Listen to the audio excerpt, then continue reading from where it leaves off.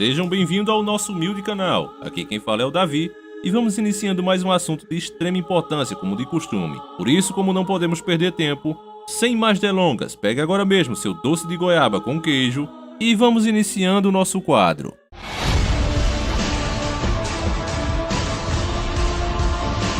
Senhores do Mundo. Constantemente, nós temos estudado juntos os impactos da nova ordem mundial no nosso país e no mundo. Coisas que nós falamos em um primeiro momento, pelo conhecimento que já adquirimos através de muitas pesquisas e análises juntos sobre os senhores do mundo, nos levou a compreender coisas e tomar posições, e para a grande maioria alienada ainda, vai soar como fantástico demais ou totalmente sem lógica. Uma dessas posições é quando falamos do monopólio e controle feito por marcas. Já mostramos aqui em documentário que grandes empresas como Walmart, GM, Exxon, entre muitas outras, elas são economicamente falando maiores do que países como a Dinamarca, Noruega e muitos outros. Essas marcas citadas, elas são mais ricas e poderosas do que estas nações e muitas outras, através de uma falsa ideia libertária de livre comércio, derrubando a autoridade, a lei e a fiscalização dos estados. O mundo chegou hoje ao ponto onde é possível essas grandes marcas, que são as verdadeiras novas potências mundiais, comprar e administrar recursos essenciais para a sobrevivência do povo. Mas como você sabe, na democracia, exige-se que para a pessoa ser representante do povo, para ela poder sentar em uma cadeira de poder, ela deve passar por todo um processo. É claro que sabemos que é falho, nós brasileiros sabemos muito bem disso, mas mesmo com todo o processo, os corruptos conseguem driblar isso e conseguem sentar nessas cadeiras de poder. Agora imagine nessas empresas, onde ninguém determinou nada. Essas pessoas chegaram lá, sabe Deus como. Muitas nós nem conhecemos os seus donos, apenas ouvimos falar. E essas pessoas agora estão sendo donas dos recursos dos países. Ninguém está se preocupando com isso. Quando qualquer um fala contra, é logo taxado como comunista. E essa sempre foi uma tática dos senhores do mundo. Qualquer pessoa que vai contra os planos deles e as ideias, logo é classificada. Mas um bom exemplo dessa dura verdade que estamos falando aqui, você vai ver agora na matéria da Rede Podre, onde você vai ver que outra grande marca, a Philips, fez o que todos nós já sabemos e tentamos incansavelmente explicar aos nossos irmãos não despertos. Aviso de antemão. A Rede Podre não fez isso porque é boazinha e está a favor do povo. Com certeza não. Provavelmente a Philips deve ter deixado de anunciar com ele. E aí, eles partiram para mostrar toda a realidade. Mas isso acontece com 99% das grandes marcas. Então vamos à matéria da própria Rede Podre. Este homem sabe demais. Ex-funcionário da multinacional Philips Medical. Ele investigou por conta própria contratos fraudulentos da empresa. E pagou caro por isso. Perdeu o emprego e tem que viver escondido. A partir das revelações feitas por esse executivo de 51 anos, que não vai mostrar o rosto nem se identificar, o Ministério Público Federal no Rio de Janeiro intensificou as investigações na área da saúde, as fraudes e corrupção que acontece constantemente nesse setor. Por que o senhor resolveu denunciar? Eu acho que uma empresa que se diz ética não deveria fazer o que fez. Ele tinha 3 anos de empresa quando descobriu irregularidades no fornecimento de produtos, como equipamentos de raio-x e de ressonância magnética para o setor público. Levou o caso à direção da Philips, mas o esquema era muito maior do que ele imaginava. Mesmo levando às instâncias superiores, tanto na Holanda como nos Estados Unidos, nada foi feito. 2 anos depois, ele foi desligado da empresa. Mas o que ele descobriu de tão grave? As vendas que estavam ocorrendo eram vendas fraudulentas, superfaturadas e por empresas que não existiam. Segundo as investigações do Ministério Público Federal do Rio de Janeiro, a fraude funcionava em 2 frentes. Primeiro, era preciso tirar outras empresas do ramo da disputa por contratos no setor público. A estratégia era colocar na licitação exigências técnicas que só um determinado produto da Philips pudesse atender, como, por exemplo, o monitor cardíaco. Depois, uma empresa de fachada era colocada no esquema de corrupção para ganhar a licitação e vender os produtos a preços superfaturados. Um monitor que era vendido a 15 mil, muitas vezes no mercado, para o governo, era vendido a 30 mil, 35 mil.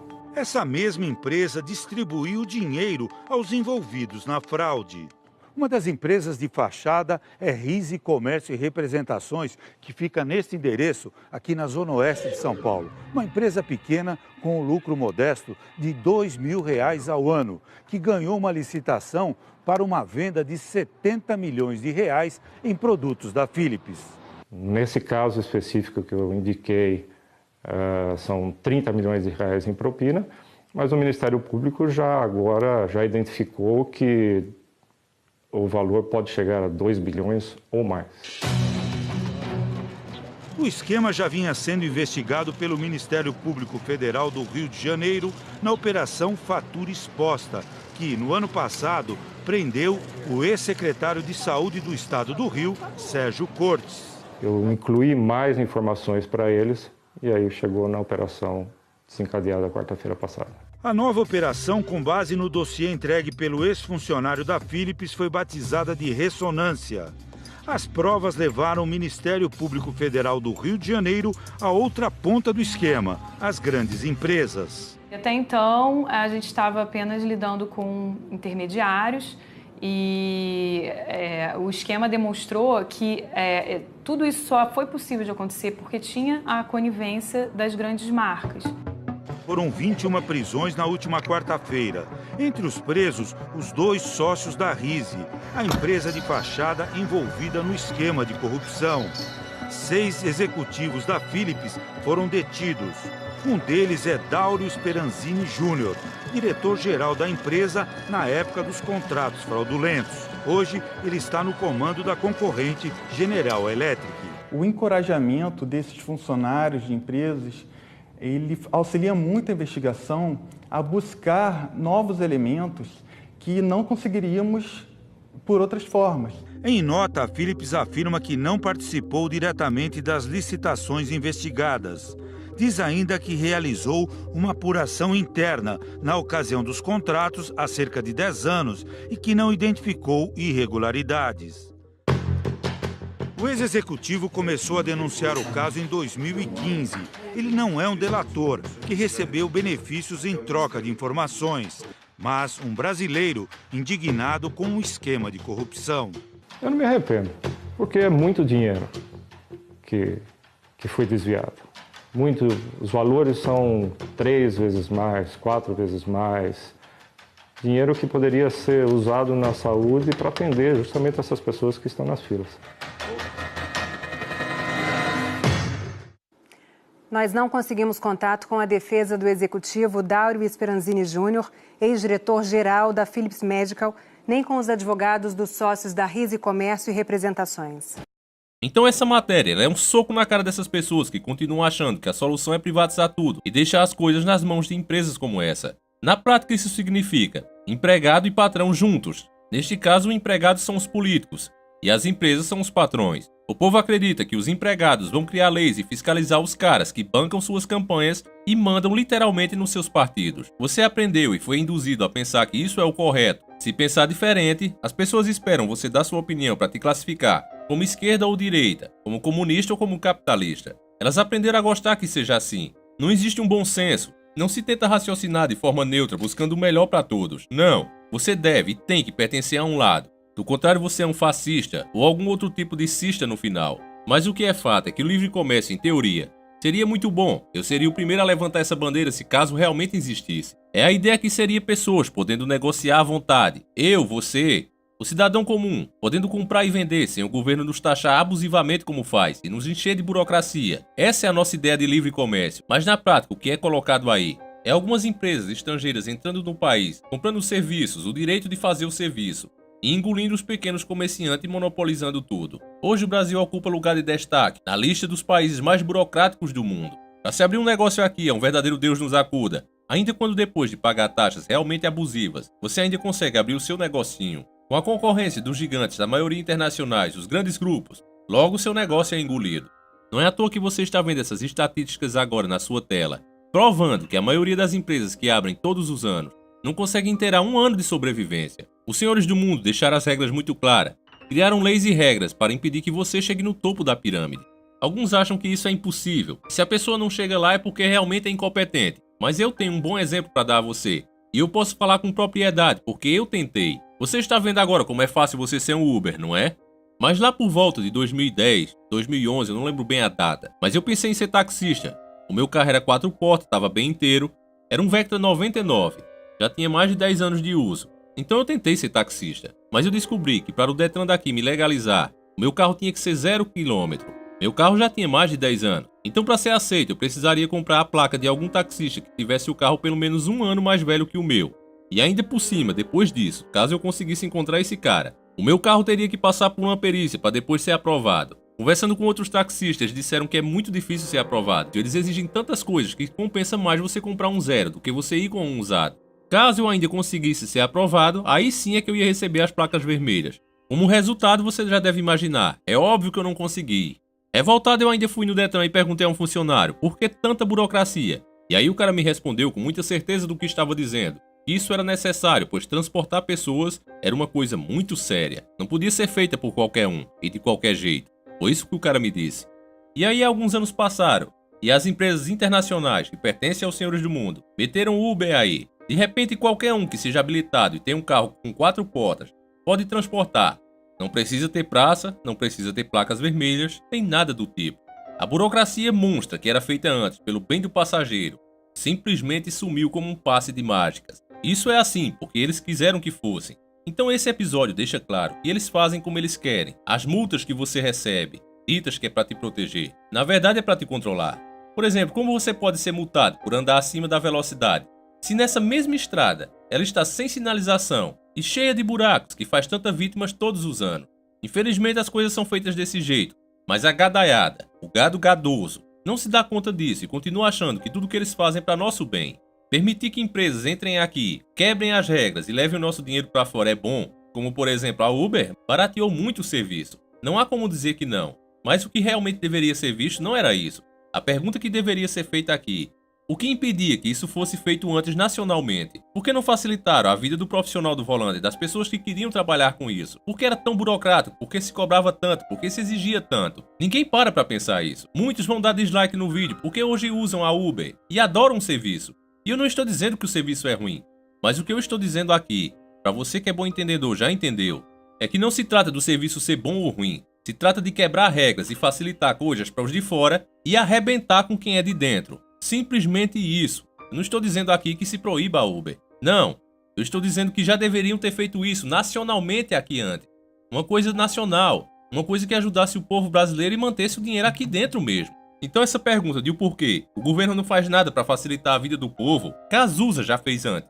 Muitos perceberam, mas outros não. Mas eu deixo você com essa pergunta e quero que você pense na resposta. Quem paga pra gente ficar assim? Brasil, mostra tua cara, quero ver quem paga pra gente ficar assim. Brasil, qual é o teu negócio, o nome do teu sócio, confia em mim.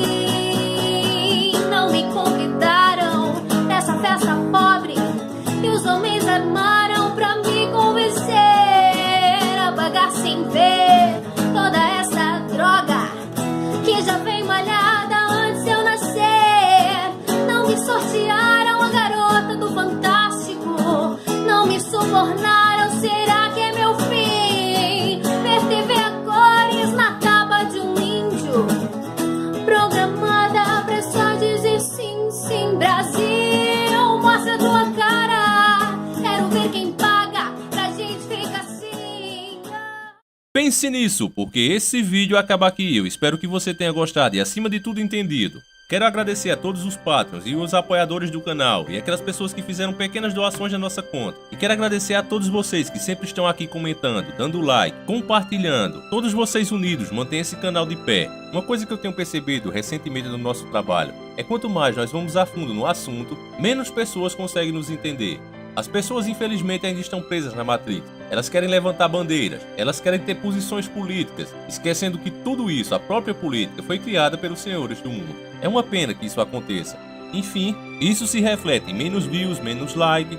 É uma coisa muito triste, mas mesmo assim, não estamos aqui para ficar famosos, nem ricos, nem nada do tipo.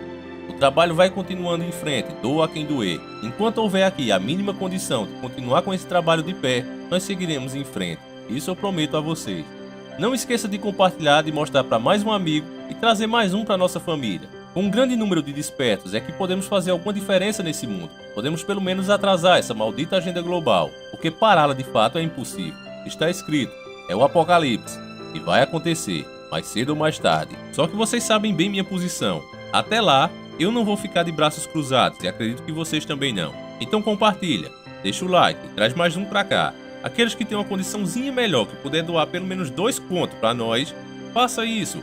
Temos agora o Apoia-se, temos também o Patreon, e qualquer valor será sempre muito bem-vindo. Estamos querendo agora comprar um computador, e aí vamos dar uma mudada no estilo de vídeo. É claro que vai continuar o mesmo conteúdo, porém com um formato mais agradável aos olhos. Vocês não se importam com isso, eu não me importo com isso. Mas a gente sabe que aquelas pessoas que têm curiosidade, que querem despertar, se a gente tivesse uma aparência melhor, vamos dizer assim, ajudaria muito. Se você fizer uma pesquisa nos nossos vídeos, você vai ver que o canal é o mesmo desde que começou. Realmente estamos para trás, galera, infelizmente, e isso prejudica muito o canal também. Então eu peço a compreensão de vocês para nos ajudar a comprar uma nova máquina. Todo o dinheiro ganho com doações será destinado a isso. A máquina custa quase R$8.000. É uma máquina boa, é uma máquina que precisa para aguentar o chroma key, aguentar uma live ao vivo, esse tipo de coisa. Em breve eu farei um vídeo explicando melhor tudo isso, explicando a máquina, todas as peças que precisamos e por aí vai, tá?